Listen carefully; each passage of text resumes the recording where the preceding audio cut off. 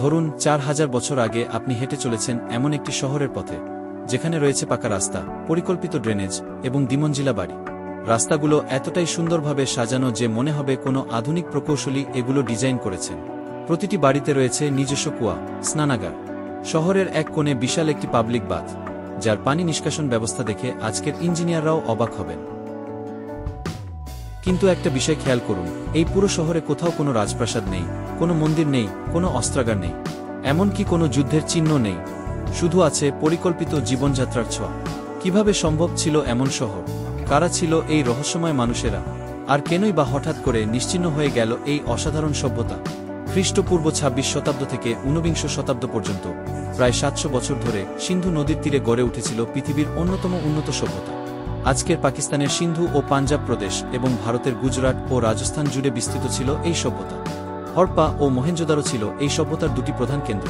প্রত্নতাত্ত্বিকরা যখন প্রথম এই শহরগুলো আবিষ্কার করেন, তখন তারা হতবাক হয়ে গিয়েছিলেন।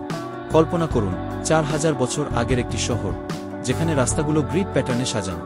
উত্তর দক্ষিণে চলা প্রধান রাস্তাগুলো পূর্ব পশ্চিমের রাস্তাগুলোকে সমকোণে কেটেছে। রাস্তার প্রস্থ নির্ধারিত। প্রধান রাস্তা ৩০ ফুট চওড়া, গলিগুলো ৯ থেকে ১২ ফুট। প্রতিটি বাড়ি ছিল দ্বিমঞ্জিল। নিচতলায় থাকত দোকানপাট বা কর্মক্ষেত্র, উপরতলায় থাকার জায়গা। প্রতিটি বাড়িতে ছিল নিজস্ব কুয়া, স্নানাগার এবং প্রাইভেট টয়লেট। কি অবাক করা ব্যাপার! ৪০০০ বছর আগে, যেখানে অধিকাংশ পৃথিবী জানতই না স্বাস্থ্যবিধি কি, সেখানে এই মানুষেরা বানিয়েছিল নিখুঁত স্যানিটেশন সিস্টেম। সবচেয়ে চমৎকার বিষয় ছিল তাদের পানি নিষ্কাশন ব্যবস্থা। প্রতিটি বাড়ির বর্জ্য পানি চলে যেত একটি সুনির্দিষ্ট নালায়। এই নালাগুলো ঢাকা থাকত পাথরের স্ল্যাব দিয়ে।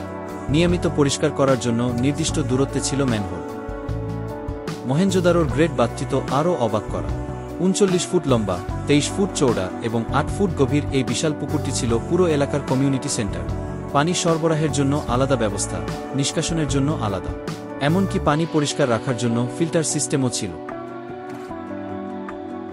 কিন্তু এই সভ্যতার সবচেয়ে রহস্যময় বিষয় হল, তারা কে ছিল, কিভাবে কথা বলতো, কি ভাবত, আমরা আজও তার কিছুই জানি না। হরপ্পা ও মহেঞ্জোদারোতে পাওয়া গেছে হাজার হাজার সিল। এই সিলগুলোতে লেখা আছে এক ধরনের চিত্রলিপি। কিন্তু দুর্ভাগ্যের বিষয় হল, আজ পর্যন্ত কেউ এই লিপি পড়তে পারেনি। বিশ্বের সেরা ভাষাবিদরা চেষ্টা করেছেন, কম্পিউটার প্রোগ্রাম ব্যবহার করা হয়েছে, কিন্তু এই লিপি আজও অপঠিত।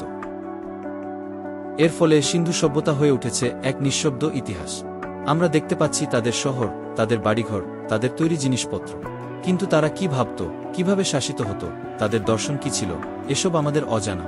বাকিটুকু জানতে কানেক্টেড লিংকে গিয়ে পুরো ভিডিও দেখার অনুরোধ রইল।